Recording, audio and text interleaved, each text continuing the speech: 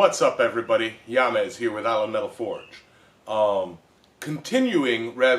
This is really the beginning of my first fire blacksmithing series, a video series dedicated and aimed at the beginner, what I call the ultra beginner, those who haven't picked up a hammer yet, picked up an anvil. They're still kind of cobbling their shop together, and they're unsure whether they want to continue or what it's going to take. In the previous video, I showed you a brief look on one of the simpler forges. I don't necessarily right now have the room to build a whole ton of different forges to show you guys how. I can really only show you what I have available to me. Mosquito. Right now, today, I am going to discuss with you the different typical anvil substitutes, so to speak. You know, the different things that people, 90% of the time, they'll, see, I got a big chunk of steel, will this work? And you see a varying degrees of responses, and I kind of feel that there's a bit of, I don't want to say misinformation out there, but the point of the question is, can I get started with this? And invariably, the answer is almost always yes. Okay? You'll see a lot of people, the humble I-beam right here. That is a poor choice for an anvil. I will, in another video, take the time and try to make a beginner's anvil out of this. At least show something about it and show you why it's a poor choice.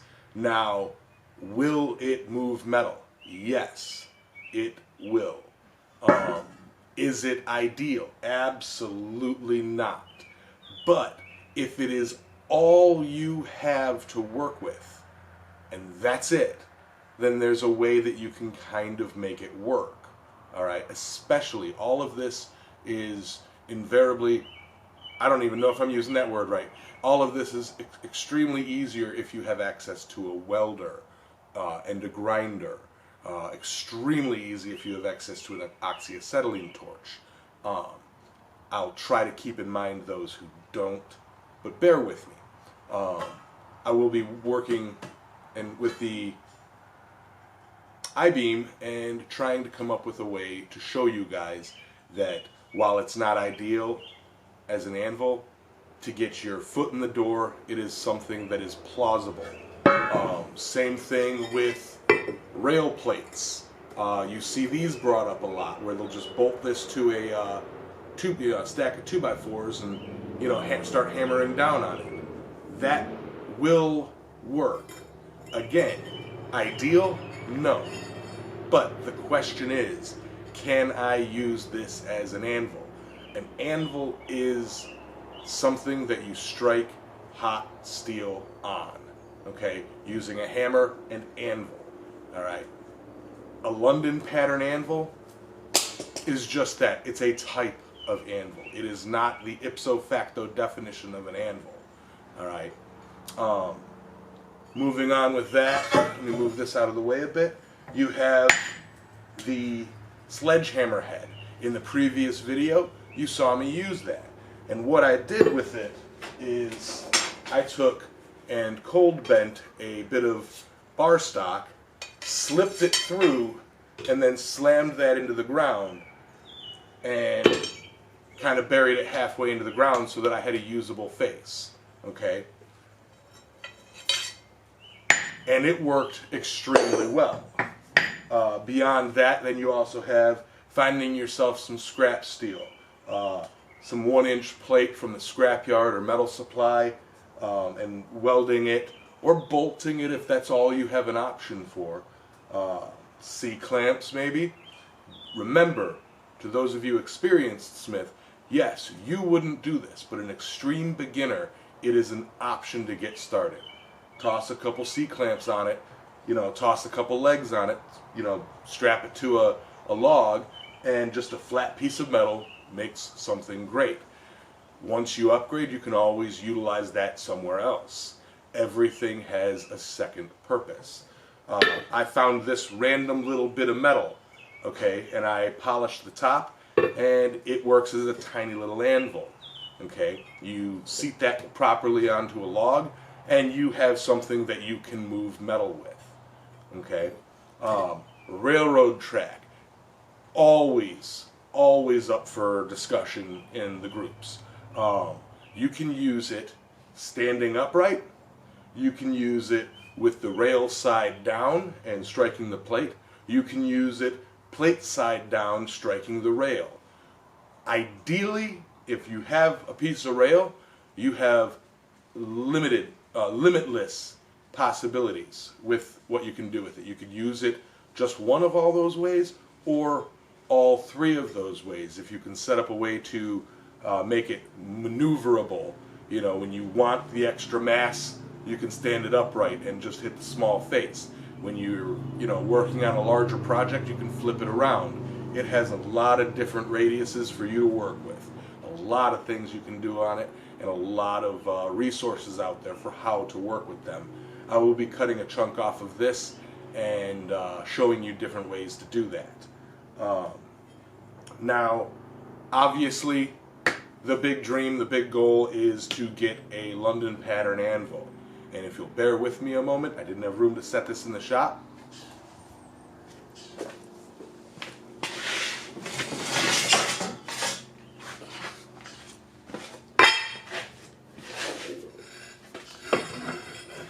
Everybody's argument, the Harbor Freight anvil. Okay? Mine's very dusty. This comes up in arguments left and right.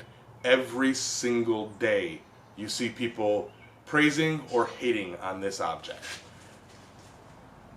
For a beginner, for somebody who is just looking to start the craft and just looking to see if blacksmithing is for them, this is a valid choice. It's $50 roughly, 50 to 60 bucks, which is well within most people's budget if they're going to get started into something.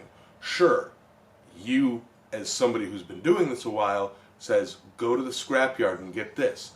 Well, the ultra beginner really doesn't, they don't know what questions to ask. They don't know what to look for. They are going to a metal yard completely green. Think about that when answering these questions. They know where they can find this. They know where they can get it. They know they can save up for it.